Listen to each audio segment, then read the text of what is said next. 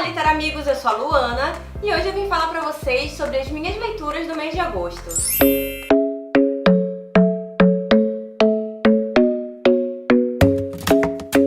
Bem, antes de começar esse vídeo, eu já gostaria de pedir pra vocês deixarem o seu like aqui. Vai que você esquece de no final deixar aquele like maroto. E também se inscreva aqui no canal, ative o sininho de notificações pra acompanhar todos os nossos vídeos quando tiver novidades, etc. Bem, esse mês de agosto ele foi um mês bem produtivo pra mim, apesar de eu estar viajando no início do mês e também da gente ter tido evento, foi bem conturbado, mas por outro lado eu consegui ler bastante. Eu terminei o mês com 4 leituras finalizadas e mais 2 em andamento, então vamos lá para as minhas leituras. Bem, o primeiro livrinho que eu li foi o Mil Beijos de Garoto, da Tilly Cole, ou Tali Cole. Esse livro ele vai contar a história do Rune e da Poppy. Eles se conhecem aos 5 anos, quando a família do Rune se muda da Noruega para os Estados Unidos e vão morar bem ao lado da casa da Poppy. Então assim que eles se encontram pela primeira vez, aos 5 anos, eles viram melhores amigos e não se largam mais. Bem, esse livro ele tem alguns saltos temporais na narrativa, tanto é que ele começa quando os meninos têm 5 anos e termina, se eu não me engano, quando eles têm 27 anos. E a narrativa entre eles é intercalada também. Em um desses saltos temporais nós vamos parar quando eles têm 8 anos, quando a avó da Poppy, que é uma pessoa que ela considera sendo a melhor amiga dela, muito fofinha esse relacionamento, elas têm um relacionamento muito próximo. Ótimo. Elas têm um relacionamento muito próximo, muito íntimo, só que a avó dela está falecendo, não é spoiler, tá gente? É logo no início do livro. Ela explica pra Poppy que ela está partindo, que ela não vai mais voltar. Nas conversas que as duas tinham, a avó sempre falava pra ela que uma das lembranças mais lindas e as lembranças que ela guardava na velhice dela, de toda a vida dela, eram os beijos entre ela e o marido. Então ela entrega pra Poppy um pote com vários coraçõezinhos em branco e fala pra ela que ela deve anotar todos os beijos bons, os momentos bons e os beijos que fizeram seu coração explodir de alegria. Existem 1000 papeizinhos dentro desse pote, porque são esses momentos que a Poppy vai lembrar quando ela estiver velhinha, igual a avó dela. Só que o Rune não gosta nada dessa história. Ele diz pra Poppy que ela não vai beijar nenhum garoto a não ser ele. Ele vai ser o único garoto que vai beijar ela em toda a vida dela. E pega e tasca um beijo na menina. E daí eles passam a ser um casal super apaixonado, super feliz. Ele só tem olhos pra ela, ele só quer saber dela, o mundo dele gira em torno dela.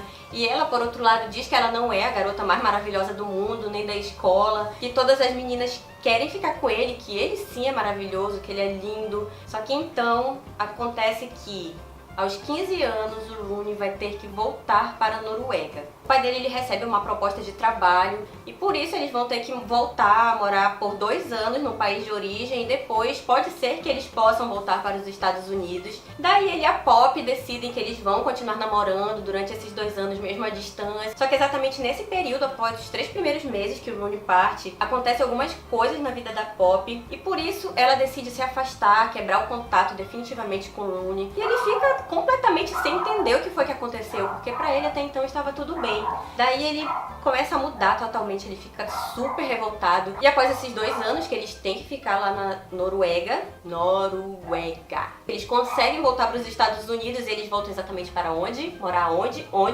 Ao lado da casa da Poppy. E aí vai ser inevitável esse reencontro, tanto na escola, que eles estudam no mesmo colégio, quanto na vizinhança, né? Bem, a narrativa da autora ela é muito intensa, ela consegue prender o leitor mesmo, consegue fazer com que a gente se apegue aos personagens e a gente lê o livro muito rápido, gente. Eu li esse livro em um dia, virei a madrugada lendo, terminei 4 horas da manhã. Vocês que já acompanham a gente há algum tempo, vocês sabem que eu tenho um pouquinho de birra com livros que têm protagonistas adolescentes, mas apesar disso, apesar dessa minha implicância com esse tipo de gênero, esse foi um livro que eu gostei pra caramba. Só que claro que eu vou ter as minhas ressalvas, eu vou falar pra vocês agora algumas das coisas que me incomodaram nele. Eu fico muito incomodada quando o autor coloca um protagonista ou 2 protagonistas que colocam a sua felicidade na mão do seu parceiro, né, na mão do outro. Então assim, quando eles têm que se separar, começa aquele drama, eu não sei viver sem você, você é minha vida. Pra mim não funciona realmente, eu acho isso muito chato, que quebra um pouquinho daquele clima tão gostoso que eu tava sentindo no início da leitura. Além disso, tem uma outra questão que putz grila, toda vez ela ficava falando como ele era lindo, da beleza dele. E gente, eu não tô exagerando quando eu falo toda vez, era toda vez mesmo. Eu acho que a cada 2 páginas ela falava da beleza intensa dele, ele falava dela, como ele amava ela e tal. E isso tava assim, sabe, me deixando sufocado, não tava mais aguentando saber da lindeza dos dois. Esses foram os pontos negativos pra mim, mas gente, foi pra mim, essa foi minha experiência de leitura. Tanto é que os inúmeros comentários que eu vi a respeito do livro falavam que todo mundo amou, que chorou litros de sangue e que é o livro da vida e tal. Eu chorei sim, principalmente no início, que é quando a vozinha dela morre. No final eu chorei também um pouquinho. A minha nota pra ele foi 4 estrelas. Foi uma nota boa, não foi? Foi ótimo. E a segunda leitura do mês de agosto foi o clássico O Velho e o Mar, do Ernest Hemingway. Já fazia algum tempo que eu queria ler algum livro desse autor, então por desconhecer ainda, né, sobre como era sua narrativa, suas obras, eu decidi pegar O Velho e o Mar por ser o livro mais fininho dele que eu tenho aqui na minha estante. Esse livro ele vai nos contar a história do velho Santiago, um senhor super pobre, super humilde lá da Vila dos Pescadores, bem idoso mesmo, e ele está há quase 3 meses sem pescar nenhum peixe, e isso é tido como um mau agouro lá pelos pescadores, né? Então ele começa a ficar conhecido lá na vila por azarento. Ele não tem mais ninguém na sua vida, não tem mais família, ele vive sozinho. E a não ser por um garotinho chamado Manolim, que é um rapazinho que começou a pescar com ele, foi o rapazinho que ele passou todos os seus conhecimentos de pescaria. E eles têm um relacionamento muito bonito, um relacionamento de respeito, um relacionamento de carinho mútuo. Só que com essa fama de azarento, a família do Manolim não deixa mais ele pescar com eles e passaram ele para um barco de um outro pescador. Bem, no 85º dia sem pescar nada, o seu Santiago ele sai determinado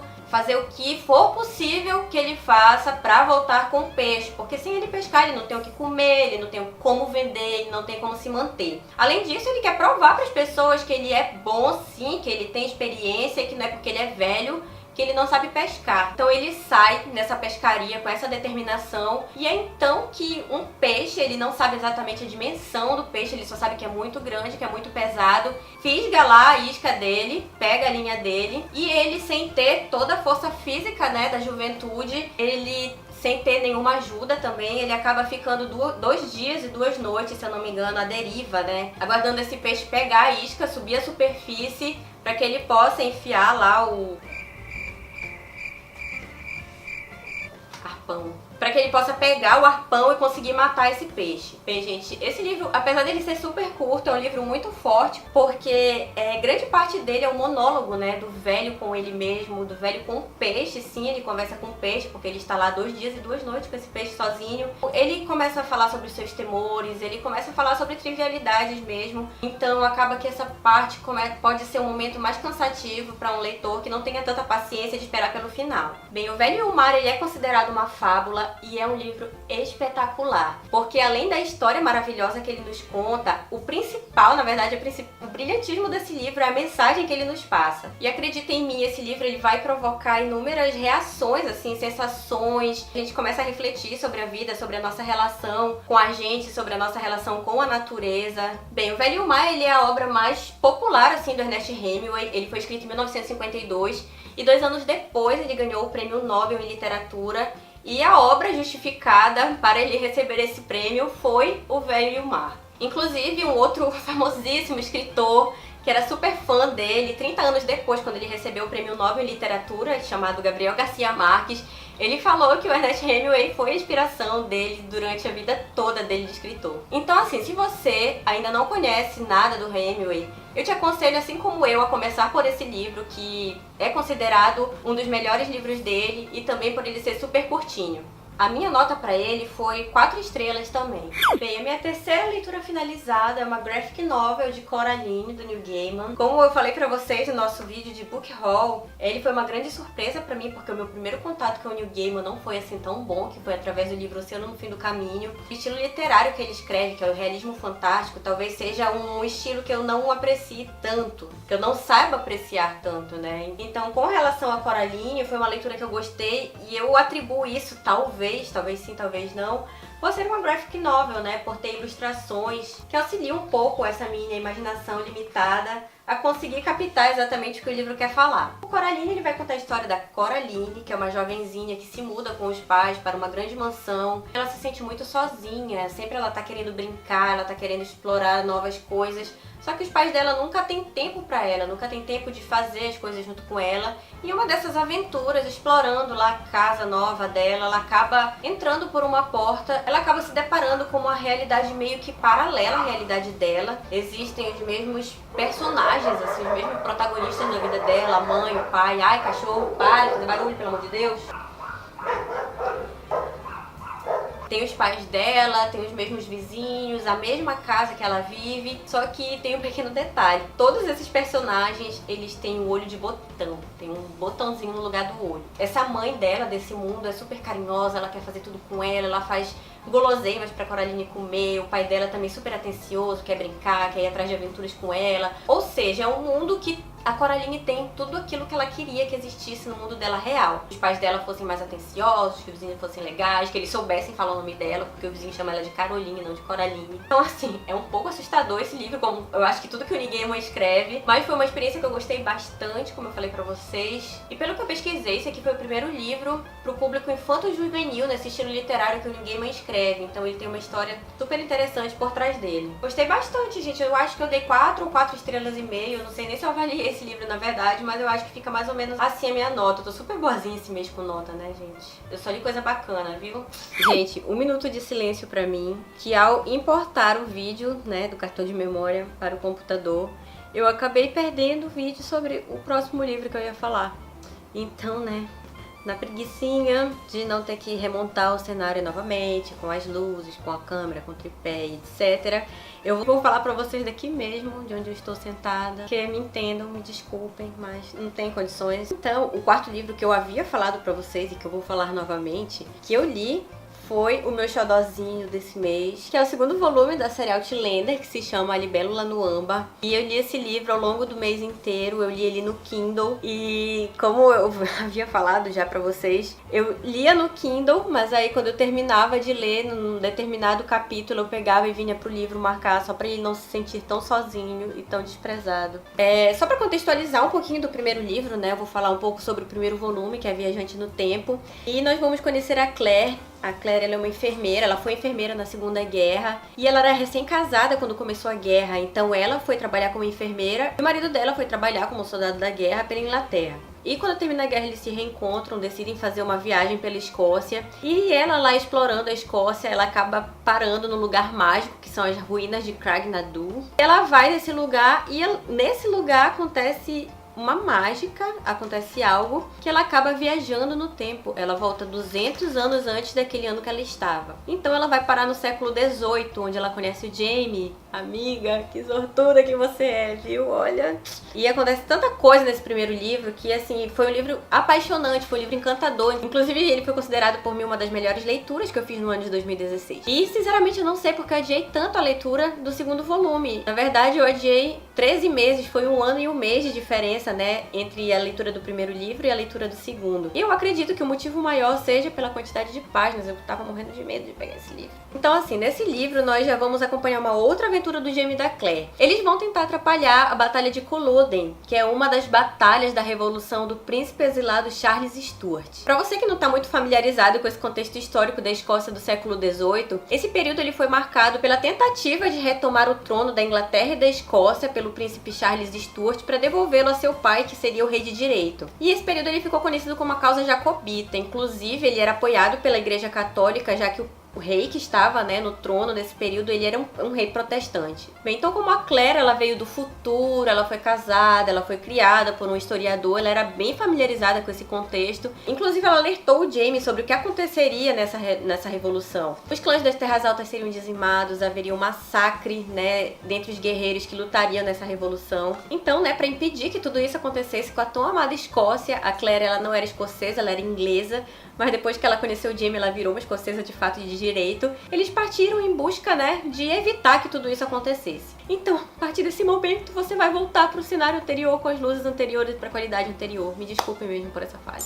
Então, essa primeira parte ela vai acontecer na França, onde o Jamie ele consegue se infiltrar lá no meio dos jacobitas, e inclusive ele vira amigo íntimo lá do príncipe. E então existem as sucessivas tentativas dele, da Claire e dos aliados deles também, que estão juntos nessa causa, em tentar atrapalhar o planejamento dessa rebelião. Claro que em meio a tudo isso acontecem várias coisas na vida do Jamie e da Claire que deixam assim, olha, nosso coração dilacerado. E aí, num segundo momento, eles voltam pra Escócia, eles voltam lá pra propriedade do Jaime, Lallybrook. E a partir daí eu não conto mais nada pra vocês. Vá ler o livro, vá assistir a série.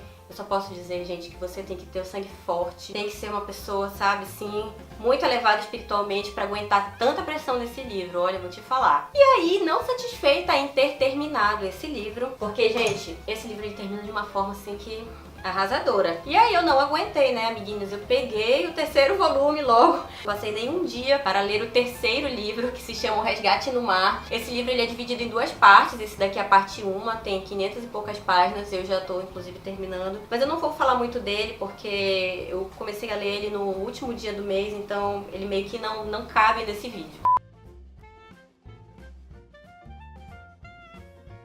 A história desse livro ele se passa em um prédio super chique de Paris, em que só tem os moradores riquíssimos e excêntricos, e em meio aos personagens que andam nesse prédio, né, nós temos a narrativa de duas pessoas que vivem nesse meio. Uma é a concierge desse prédio, que é uma espécie de zeladora, porteira, e a outra narradora é uma adolescente de 12 anos, ela é super dotada, mas ela acha que nada na vida dela faz sentido, que ela não tem motivos pra viver, que não tem nada que faça ela ter vontade de viver. E por isso, logo no início do livro, ela nos diz que ela vai se matar, que ela só tá encontrando uma forma de conseguir fazer isso com dignidade. A concierge, ela veio de uma família pobre, ela não teve a educação da mesma forma que as pessoas que residem nesse prédio, eles têm a oportunidade de ter uma educação nas melhores escolas e tal, só que ela é autodidata, então ela acabou aprendendo sozinha coisas sobre os mais variados assuntos, sobre política, sobre filosofia, sobre ciência. Assim, ela é muito crítica com relação à sua posição e ela acha que a sociedade,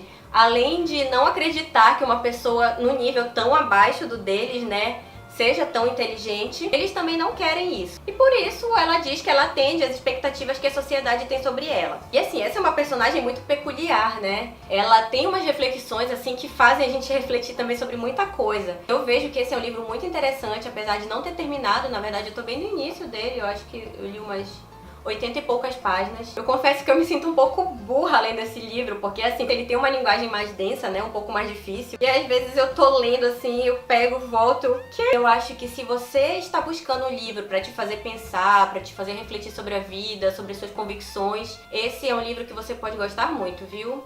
Eu ainda não terminei, mas eu tenho certeza que ele tem uma mensagem muito bacana.